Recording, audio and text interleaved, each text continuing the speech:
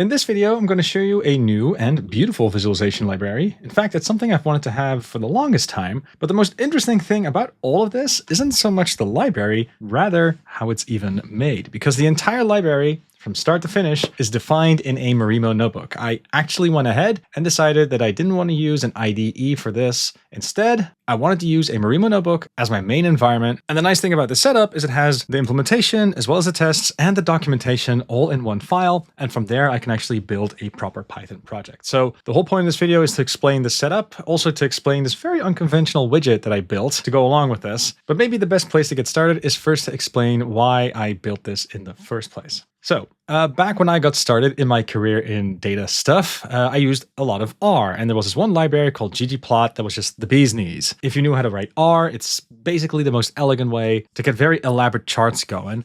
And back in the day, that library had this one function called qplot. Qplot stands for quick plot, and at this point, it's actually deprecated. But back in the day, it was kind of this one function that could wrap around all the functionality of ggplot. And there were a couple of moments when it was just super duper useful. And fast forward a little bit, and now I'm doing more Python, and I'm relying a lot on this library called Altair. It is a really cool library, but it is also pretty big and pretty advanced. To be clear, it's got a really coherent API, but the API is elaborate to the extent that it doesn't always fit in my head. So I was wondering, what if we could have a qplot kind of a thing, but for Altair, and preferably in such a way that I can also add lots of interesting themes. And that's exactly what this library does. As you can see, there's a little drop down over here.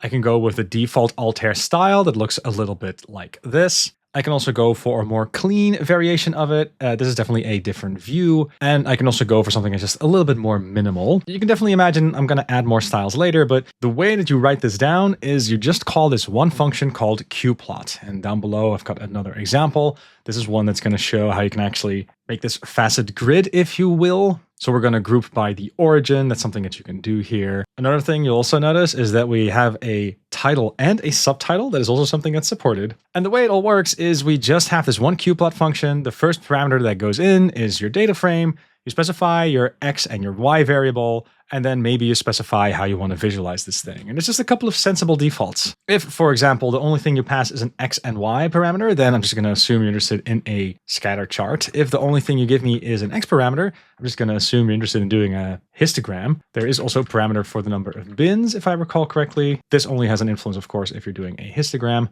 But okay, we have ourselves a scatter chart. Let's now say we want to specify the color to be based on the origin. Then you just add a color and you set it to origin. These all refer to column names in this data frame over here, by the way. And one thing that's really awesome here is that because everything is in just one single function, I can hit tab, and then all the settings that I could want just appear in the auto completion. I don't have this thing where, oh, you got to do the methods chaining thing, and then as your method chaining, does this parameter go into the first method or the second one? There's none of that. Everything is just accessible from here. So I could also do a little bit of smoothing. Let's do that based off of a linear method. Alternatively, I could also go for something more polynomial. I think lowest is also a setting. These are different visualization techniques that you could go ahead and apply to also show a smoothing line. One thing I can also do to maybe make those smoothing lines a little bit more visible is change the opacity. Right now the lines become a little bit easier to see. And if I remember correctly, there is also a bandwidth setting, and that's a setting that's useful for the smoothing factor. You can set it smaller, you can set it bigger. Yeah, so bigger is better in this case. But there you have it. It's just this one function that you can always rely on, and it's just a little bit easier to document. But here kind of comes the funny thing that I needed in order to get this right. Notice that the entire implementation is in this one notebook, but that also means that you want to have good documentation. So one thing I have added in the Wiggly Stuff library is this API doc widget. You can give it a function or a class, and it's just going to generate this documentation for you. It shows you the full call. It shows you all the names of the parameters, the types, as well as the default values. And then down below, I'm just rendering everything as Markdown. I could add a bunch of examples as well, but it's nice and grouped. You can see all these different groups of things that you might want to add. So in general, you're typically interested in getting your data up to snuff first.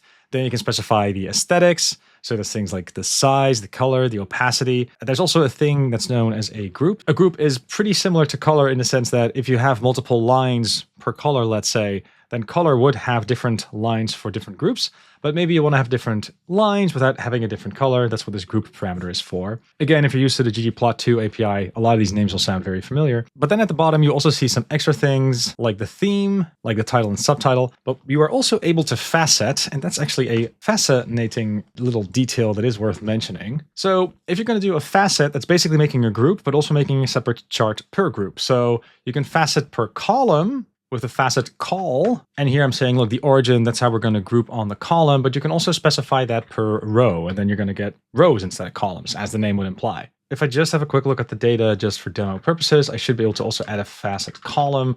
Cylinders for that. That looks a little bit like this, and then you can see that you're able to group not just on rows, but also on columns, and you can also see the few of these values are empty. Just being able to quickly declare this, I think, is pretty darn awesome, but sometimes you don't want to do this in a grid. Sometimes you just want to have the group, but maybe have it appear, in sequence, and that's something that you can define with this facet_wrap. Again, if you're familiar with ggplot, all of this should sound very familiar to you, but that's definitely something you could totally do. And a final thing, which is more of a little marimo detail, but it's definitely nice and worth mentioning, is you're going to notice that I've actually got this one dropdown over here, and I'm reusing it in a bunch of places. And that's because when you're scrolling and when you're looking at implementations, you don't want to scroll all the way back up again to hit that dropdown. So what you can do is just reuse the same dropdown, and it will just sync up. So let's say I'm down here. I want to see the default. Okay, that's nice. I want to see the minimal implementation now. Okay, it's also just kind of nice. But I don't have to do the scrolling all the way back on top. That's something that I don't need to do. Okay, before going to the implementation, there's this one thing that I feel obliged to mention as well. So this qplot in the end is going to emit an Altair chart. And Marimo has utilities around Altair charts. So you're going to see this underscore chart over here that comes out of that qplot function. I can pass that to the Marimo UI Altair chart helper, and that will give me an object that looks like an Altair object. You're even going to see that my minimal theme is applied here, but I am able to actually make a selection here, and that selection is now a property on that chart. So down below, you can actually see the selection that I'm making, and that'll still work with this little library. Now, okay, I've shown you how you can add the documentation. You've seen a little bit of a gallery at the front over here as well. We then can show you the implementation. The implementation is just this one function that I've defined in this one cell over here. I'm going to start a chart with Altair as you would normally, but then I'm going to check, hey, what geom is specified. If it's set to automatic, then we're going to assume a histogram if Y is not passed. Otherwise, we're going to assume it's a scatter chart. And otherwise, the user will have to specify this themselves. And then based off of this geom and based off of the X and Y types, I do a whole bunch of logic, but it's a whole long function that I'm just applying over here. And then at the end, I have this apply theme function, and that's going to be able to take the chart and then apply the theme that I like. And Altair has again, pretty elaborate, well-designed API for this. It's just that I can't remember it for the life of me. So it's just very nice that I can also have this other function, apply theme, that allows me to just go through a few themes that I really, really like. It also allows me to maintain these themes as I see fit. Another fancy feature of Marimo, I can implement a function like this, but I can also add tests, and that's what I'm doing over here. There's this testing data frame. There's this one cell over here that has functions that all start with test underscore. That's going to trigger a convention in Marimo that we're going to assume that there's just a bunch of PyTests over here. And you can also see that PyTest is indeed running. What I can now even do is say, hey, look, run PyTest against this notebook file, and that's going to go ahead and work. Also because Marimo notebooks are stored as Python files under the hood. So there you go. As far as building something like this goes, you can just build all of this inside of a Marimo notebook. And what you could do at this point is you could say, well, let's turn this into a library, because one thing I could theoretically do is add a setup cell.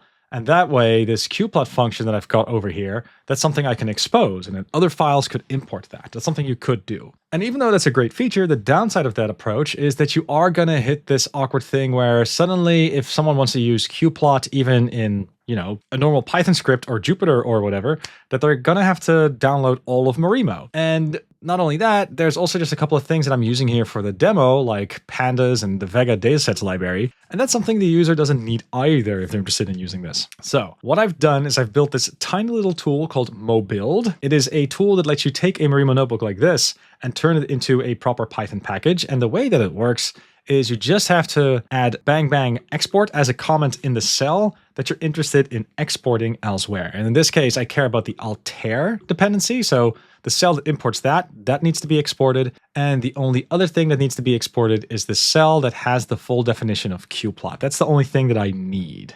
Now, at this point, I'm pretty sure you're keen to see how this whole thing builds in the first place. So this is what the project looks like. There's this qplot.py file. That's the Marimo notebook. And if we then have a quick look at the make file, you're going to see that there's this build step. Now, this build step has two things, one of which is to generate some metadata. That's useful if you want to also host that notebook on molab, which I do. But the main meat of the whole thing is this guy. This is the mobuild step. And you got to point to a notebook, and then you're going to point to the Python file where you want to export into. And let me just grab that file right there. There's a little bit of extra effort that I'm doing. I'm also saying, look, there's this dunder all over here. So this is the only thing that you can import. That way you don't get awkward import shenanigans that people might accidentally import this Altair module. So I don't know, there's a little extra detail.